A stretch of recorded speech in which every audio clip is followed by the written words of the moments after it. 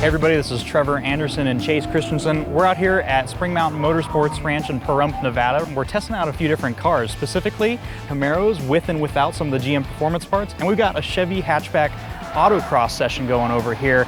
Chase, what did you think about some of the options that we tried out on the track here? I thought it was an interesting gathering of cars. So they let us try out the turbo 4-cylinder, the V6 and the V8 SS, and then the performance variants between there, the suspension packages that they had. I was really impressed with the turbo 4-cylinder. Felt really composed, sharp turn-in. It really surprised me going from the 4-cylinder to 6-cylinder. I didn't notice much of a difference. In fact, I favored the 4-cylinder more. It felt more composed to me. That's interesting, because I took kind of the reverse approach, and I started out in the stock SS. So I started with a V8 rather than you starting with the 4 at kind of the bottom of the range. And then I went to an upgraded SS with the suspension package, the exhaust, the intake, a few other goodies. There's a really night and day difference between how that thing just stayed planted, gave you a real sense of reassurance on the track. There's a lot more confidence inspiring, and just, I mean, you could feel the extra performance putting the power down.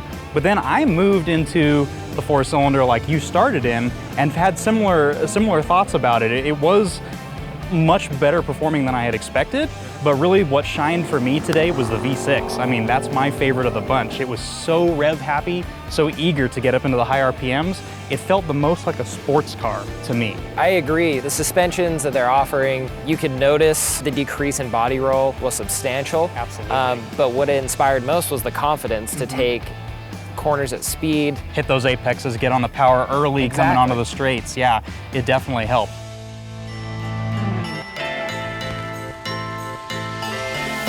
So with the Cruise Autocross, we hopped out of the Camaros and got in the hatchbacks.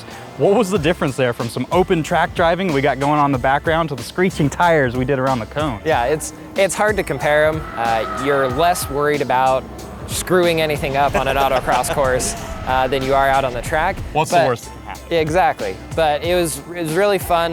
You could definitely notice the difference between the standard Cruise and the performance variant as well.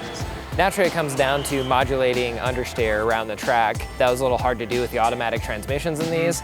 But overall, I almost had a more enjoyable time doing that because I was less worried about destroying a brand new Camaro. Yeah, it was a good time. I mean, the stock car, obviously any front wheel drive car, we're gonna be faced with understeer like you said, but going to the hatchback with the GM performance parts, the suspension, the exhaust, it definitely felt a lot more crisp, and I was still using a little left foot brake, get it to rotate around some of the corners and things, but it was much less inclined to kind of just push me off wide into the cones. I had a lot more secure feeling, just like we did on track with the Camaro performance parts. I still felt like the steering was a little dead. It was pretty lifeless. It was responsive, but it just didn't give you much feedback. Yeah, everybody, all you OEMs were crying for that hydraulic power assist back. Chase and I would really love to thank our host for having us out here at Spring Mountain Motorsports Ranch to check out some of these new performance parts packages that are going to be arriving at dealerships soon. So keep an eye out for those parts and look for more coverage from us out here.